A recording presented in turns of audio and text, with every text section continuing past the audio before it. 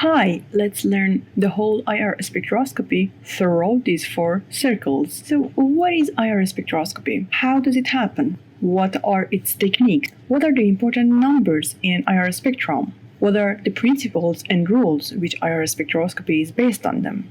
First, spectroscopy is interaction between electromagnetic radiation or light and matter. As we learned in my last video, IR spectroscopy is when our electromagnetic radiation has sufficient energy to excite electrons from their vibrational states. You always see an IR spectrum like that, but how it draws? What techniques are used for this chart? What can show these numbers? This one shows us which functional group. How about this one? Or how about that? We will learn in this video that infrared spectroscopy is used to characterize organic molecules by functional groups. Since we cannot visually observe atoms and bonds in a molecule, we use indirect techniques to determine the functional groups in a molecule. So, our first question is when and how does IR spectroscopy happen? Infrared spectroscopy requires two situations. First situation, that bond or functional group's vibrational frequency must be equal to the electromagnetic radiation or light's frequency, as I wrote here. Second situation, having an interaction between the electrical field of light and that bond. To another word, change in the electric dipole moments of that bond. Even more simple say to tell this concept is the structure of the atom must be asymmetric to be active in IR. But even further, the structure of that bond must be asymmetric or polar, so as it can be shown in IR. For example, this structure here is not active in IR because it is symmetric. But if I make it like that, it would be active in IR because it is simply asymmetric. So, our next question, what about techniques? First, sampling techniques are different due to their state of matter, as you can see here. How about the instrumentation? Here. Fourier transform infrared spectroscopy and dispersive IR spectroscopy are two different approaches to obtaining infrared spectra. Here are the key differences between FTIR and dispersive IR spectroscopy. FTIR spectroscopy utilizes an interferometer to measure the entire infrared spectrum simultaneously. The interferogram obtained is Fourier transformed. It uses mathematical formulas to obtain the final spectrum like this. While dispersive IR spectroscopy employs a dispersive element, such as a grating or a prism, to separate different wavelengths of infrared light. The intensity of each wavelength is measured sequentially to build up the spectrum. Obviously, FTIR spectroscopy is faster than dispersive IR spectroscopy because it measures the entire spectrum at once. FTIR spectroscopy typically offers a higher signal-to-noise ratio, resulting in better sensitivity, especially for weak signals. But dispersive IR spectroscopy may have a lower signal-to-noise ratio due to the sequential measurement of wavelengths.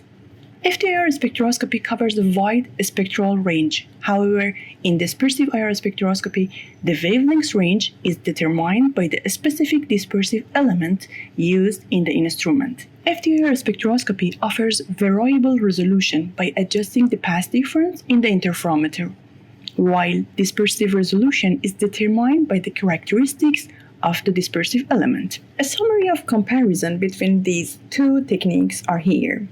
FTIR is known for its speed, higher signal-to-noise ratio, and versatility, while dispersive IR spectroscopy involves a sequential measurement process, making it generally slower and potentially having lower sensitivity. Now we need to discuss where to find the specific bands for functional groups in an IR spectra and develop a strategy for interpreting such data here. I took ages to write this chart down as an e-type. This was my own summary, but unfortunately it was on paper. Anyway, let's have a look on this beautiful chart.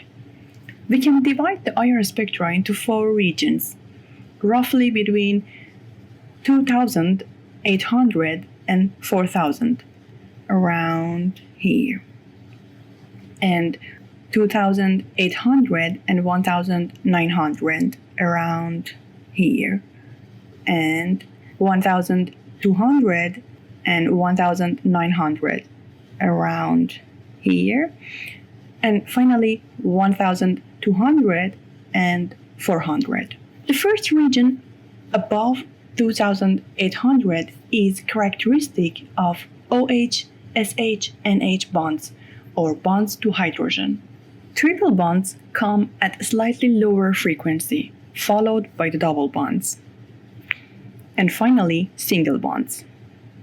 This final region can be very complex, and they are often peaks that overlap. Another name for this region is the fingertip region. The CX region is home to single bond vibrations. The problem with this region is its overall complexity. There are so many single bonds in a molecule that this region of the IR spectrum is difficult to interpret. However, just like a fingerprint is unique to each person, the fingerprint region of the IR is unique to each molecule. The triple bond region is home to alkenes at around 2,200 and 2,100, and nitriles, which are slightly higher. Here, the differences between these two is that a strong bond dipoles exist for nitriles due to the electronegativity of nitrogen, causes strong bands for nitriles, but weak or moderate bands for alkenes. The double bond region is complex and many types of double bonds exist, such as C double bond O, C double bond C, N double bond O, C double bond N. What is most informative is the C double bond O, also known as the carbonyl functional group. The carbonyl is common to many types of functional groups, and their vibrational frequencies come at a specific region of the spectrum, as shown here. Finally, in this region, we have CH, NH, and OH bonds at the frequencies shown. These strengths are correlated to the energies of the respective bonds. Thus, the OH bond has the highest frequency, since it has the strongest bond. One important feature of this region is that alcohols and carboxylic acids can be easily detected, because hydrogen bonding causes band broadening.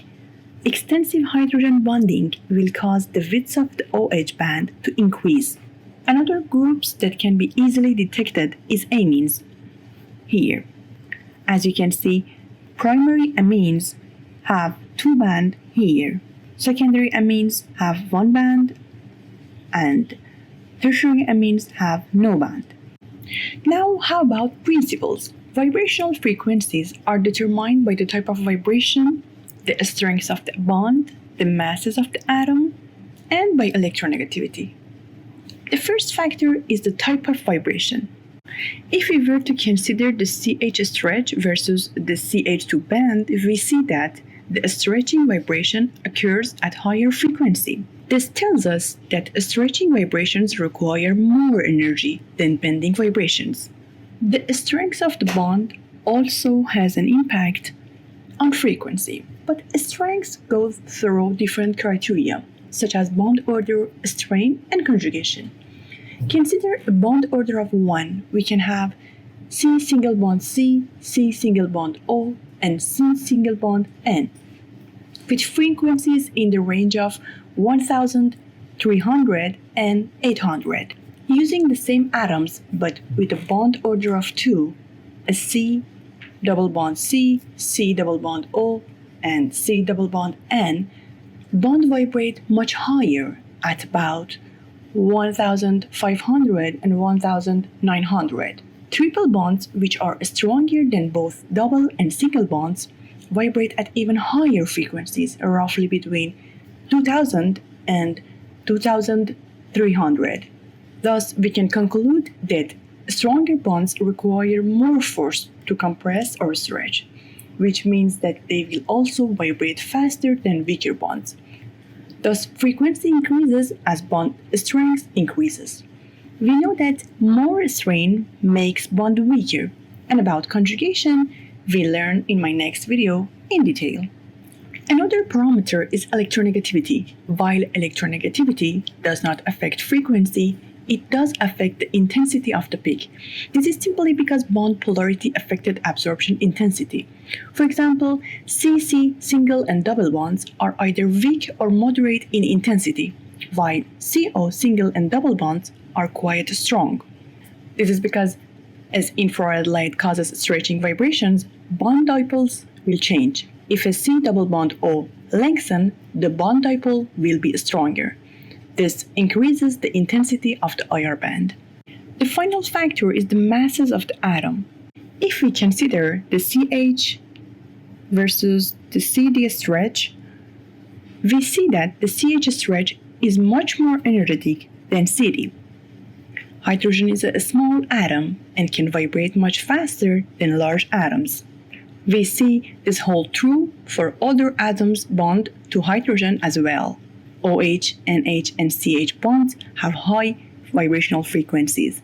Thus, heavier atoms vibrate more slowly than lighter atoms, so frequency increases as weight decreases. I would be really thankful if you give a thumbs up to this video and subscribe our channel. Our next week's video would be about practicing IR spectroscopy in detail. Feel free to ask me anything in comments, plus you can email me whenever you want to. Bye-bye!